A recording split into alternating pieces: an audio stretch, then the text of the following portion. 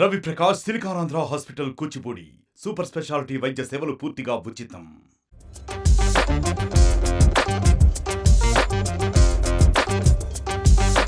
Bharat T20 world cup అందుకోగానే ఎంతో సంతృప్తిగా టీ20కు good bye చెప్పాడు రోహిత్ శర్మ.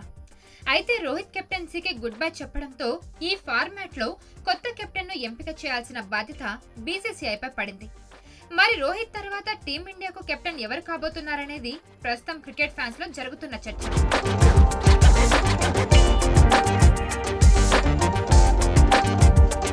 రోహిత్ తో పాటు కోహ్లీ, జడేజా సైతం టీ20లకు టాటా చెప్పగా వారి స్థానంలోకి వచ్చేందుకు యంగ్ ప్లేయర్స్ రెడీగా ఉన్నారు.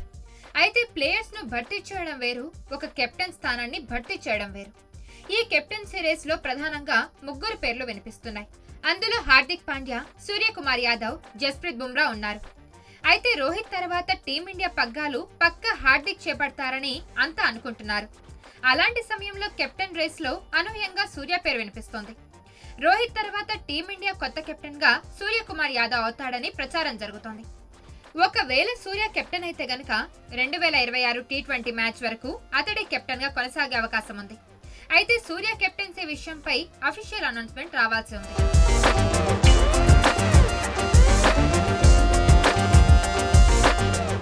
మరిన్ని వీడియోస్ కోసం ఛానల్ ని సబ్స్క్రైబ్ చేయండి. లేటెస్ట్ అప్డేట్స్ కోసం వాట్సాప్ ఛానల్ ని ఫాలో చేయండి. అండ్ లింక్ డిస్క్రిప్షన్ లో ఉంది.